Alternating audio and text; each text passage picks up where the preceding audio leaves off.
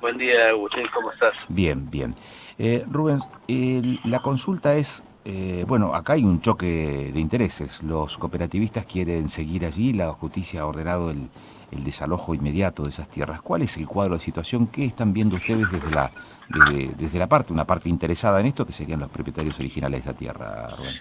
Sí, nosotros inicialmente hemos iniciado un proceso de desalojo que ya lleva más de 6 años, 7 años, donde se les ha dado todas las posibilidades a los trabajadores de la cooperativa para que puedan trasladarse, no solamente desde el punto de vista de los tiempos, sino también desde el punto de vista económico, desde el punto de vista estratégico, desde el punto de vista de brindarle todos los materiales que hubieran sido necesarios para efectuar un traslado. Siempre han rechazado, nunca se han avenido ni siquiera a plantearse la posibilidad de trasladarse a otro lugar. El proceso de desalojo que se inició, como te decía recién, data de por lo menos 6 años. Hay una sentencia firme que ordena el desalojo que es del año 2019.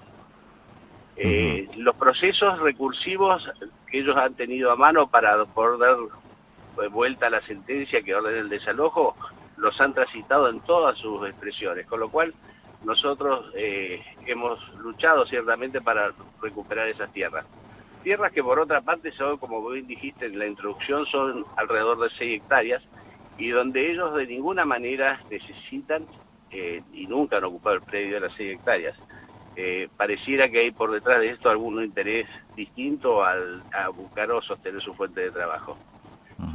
Ciertamente también, y como dijiste anteriormente, hubo una ley de expropiación que nosotros en ningún momento la consentimos y desde inicio, desde el mismo momento que la legislatura empezó a tratar ese tema, nosotros nos presentamos a plantear que había una inconstitucionalidad de la ley que eventualmente se dispusiera o se dictara y que eventualmente cuando se dictó también iniciamos todo un proceso legal para desembocar en la declaración de inconstitucionalidad de esa ley. O sea que La ley fue declarada inconstitucional o se cayó no, porque nunca se pagó la expropiación. no, nosotros iniciamos, como te decía, inicialmente, cuando se dio la posibilidad de promulgar esta ley, de sancionar esta ley, nosotros nos presentamos a la legislatura haciendo saber que no estábamos de acuerdo e informábamos por qué la ley que se dictara fuera inconstitucional.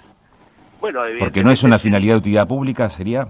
claramente no es de utilidad pública el inmueble. Es un inmueble que, si uno, como decía algún antiguo legislador, que parándose frente al inmueble se da cuenta que no es de utilidad pública.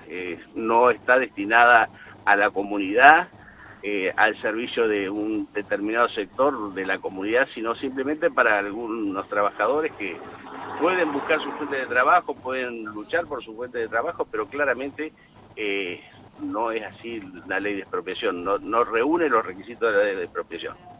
Paralelamente y además, y claramente también está dicho, que no necesitaban las 6 hectáreas para poder desarrollar su actividad, con lo cual, y te vuelvo a repetir, Amado, desde inicio, hemos planteado la inconstitucionalidad de la ley. Con el tiempo y de toda lógica, la ley se cayó.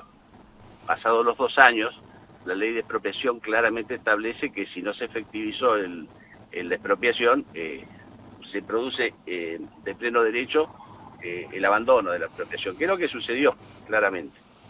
Así que, bueno, y como te decía, ellos han tenido todas las posibilidades legales, todas las vías recursivas a su alcance para poder resistir el desalojo y no lo han logrado.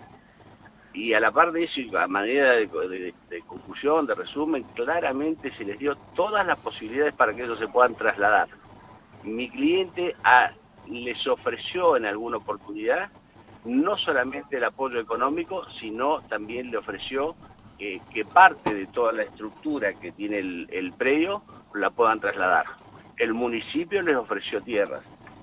Se ha volcado, se ha tratado de ayudar a ellos de todas maneras y siempre se han resistido porque pareciera que el único propósito que tienen es quedarse en esas tierras y no buscar su fuente de trabajo como claramente debería haber hecho. Ujú. Hoy por hoy los cooperativistas siguen en las rutas. ¿Cómo imagina que continúa esta circunstancia con esta No, resistencia a o un sea, desalojo compulsivo? es una resistencia que no tiene fundamento en ninguna norma legal, en ninguna cuestión de hecho, no, es solamente puro voluntarismo. No tienen ningún fundamento para estar cortando la ruta, obviamente. No tienen ningún fundamento para estar resistiéndose al desalojo y mucho menos para cortar una ruta y en la forma y con la gravedad que lo están haciendo. Eso ya no corre por cuenta nuestra. Nosotros hemos solicitado al juzgado que interviene en el proceso de desalojo que evidentemente se sirva de la fuerza pública para llevar a cabo adelante el proceso de desalojo. Bueno, la justicia tendrá que ver si avanza en ese desalojo, que es lo que debería hacer, y si no, se generaría un conflicto inclusive de poderes, porque si el Estado provincial no presta la ayuda y colaboración para efectivizar el proceso, está desobediendo a la Desobedeciendo. justicia, Ujú, claramente. claro. Sí, desobedeciendo claramente a la justicia.